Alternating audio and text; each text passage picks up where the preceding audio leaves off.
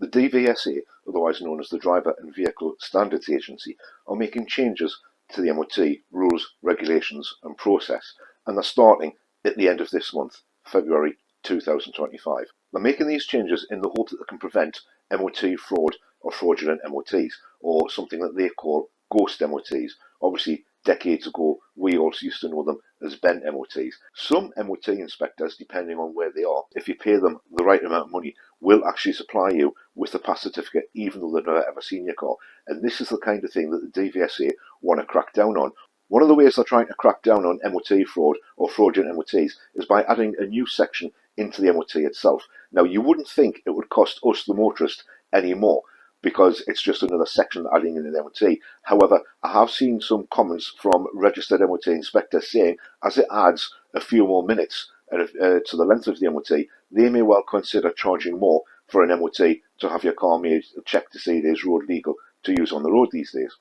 The way the MOT test works at the moment is you'll phone the garage, book your car in for an MOT, turn up on the right day at the allotted time, give your keys to the MOT inspector, he'll jump in the car, put it on the ramp, and then you'll jump out of the car, enter the registration of the car or the VIN number, which is the vehicle identification number, into his computer, and then there's a timed period that he has to complete the full MOT and go through all the tests. What they're adding into that is the necessity for the MOT inspector to take a photograph of your car. Now, it needs to be either the front of the car, including the registration, or the rear of the car, including the registration, but it also has to show that your car is on their ramp in their MOT testing centre. The photograph itself can only be taken on a smartphone or a tablet of some form and has to be uploaded directly to the vehicle testing station. This is supposed to help cut down on MOT fraud or fraudulent MOTs.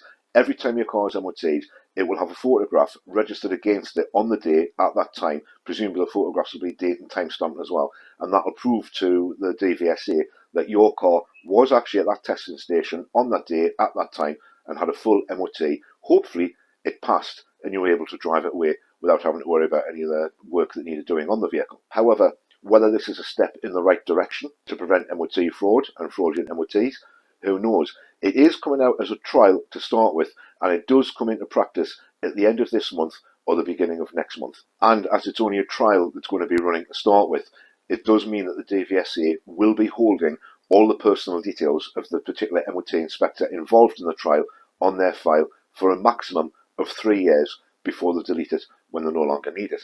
When I first started reading the report, I had a sneaky idea that this might have something to do with the DVLA survey that came out over the course of last year that I did a couple of videos on, but in this particular report there's absolutely no mention whatsoever of classic cars or historic cars.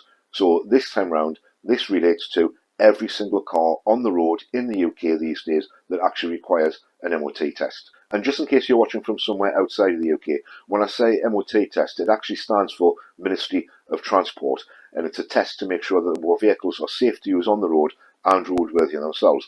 Sadly, the vehicles these days, all our vehicles seem to be a lot more roadworthy than the roads are car-worthy.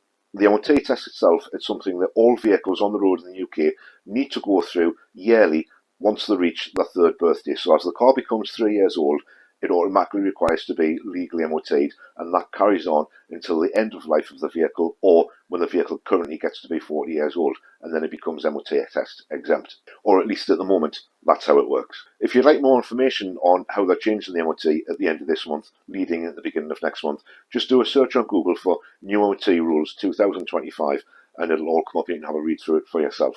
If you found this video valuable or informative in any way, press the like button on the way out and consider subscribing to the channel for more videos like this. And I'll catch you in the next one.